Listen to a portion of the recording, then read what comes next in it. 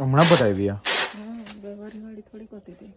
તો આજે છે મારો લીન બલ્ક સિરીઝનો 17મો દિવસ. તો મારા ઘણા બધા ભાઈબંધોની ફરમાઈશ હતી કે વ્લોગ ગુજરાતીમાં બનાવો, તો આજનો આપણો વ્લોગ ગુજરાતીમાં છે. તો આજના દિવસની શરૂઆત empty stomach body condition check કરીને સ્ટાર્ટ કરી. તો સવારની જરૂરી પ્રક્રિયા પતાવીને મેં મારી ઓટમીલ બનાવી લીધી અને તેમાં એડ કર્યું મેં isolate whey protein, banana add કર્યા અને ઈંડા. ત્યારબાદ મેં રેડી થઈને મીલ પેક કરી 5:30 વાગે જીમમાં એન્ટ્રી મારી મેં. ત્યારબાદ મારા ક્લાયન્ટ આવી ગયા હતા તો એમની ટ્રેનિંગ પતાવી મેં અને મારી મીલ પણ લઈ લીધી. તો 7 વાગે જેમ મેં મારી મીલ લઈ લીધી અને ત્યાર પછી બીજા પણ ક્લાયન્ટ હતા તો તેમનું વર્કઆઉટ પતાવ્યું અને 1.5 થી 2 કલાક થઈ ગયો અને મારી મીલ પણ પ્રોપર ડાયજેસ્ટ થઈ ગઈ. તો ત્યાર પછી મેં મારું વર્કઆઉટ સ્ટાર્ટ કર્યું બિગ મસલ ન્યુટ્રિશનના કાર્નેજ સાથે. તો આજે છે મારું પુલ ડે, તો બેક અને બાયસેપ ટ્રેન કરવાના છે. તો પહેલું વેરિએશન હતું લેટ પુલ ડાઉન. ભાઈઓ તમને એક સાચી વાત કહું તો કોઈ પણ ઇન્ફ્લુએન્સર કે બોડી બિલ્ડરને જોઈને એમની ફિઝિક જોઈને એમનું વર્કઆઉટ કોપી ન કરવું જોઈએ, ફોલો ન કરવું જોઈએ. કેમ કે મેં મારી પોતાની જ વાત કરું તો મેં પણ એક એથ્લીટ છું. હવે તમે મારું વર્કઆઉટ ફોલો કરશો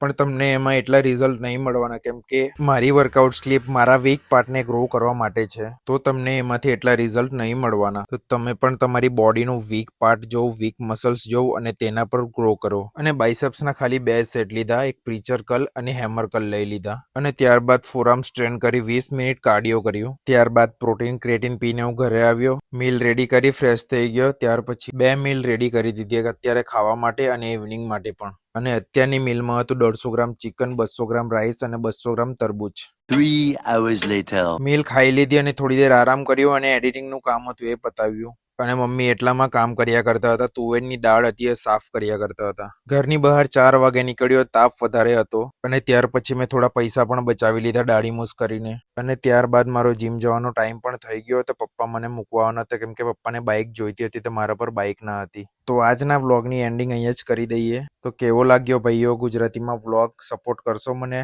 કોમેન્ટમાં જરૂર બતાવજો. તો મળીએ નવા વિડીયોમાં આવા જ ડેલી કોન્ટેન્ટ સાથે. તો આ ગુજરાતીને ફોલો ન કર્યો હોય તો ફોલો કરતા જજો. Bye bye.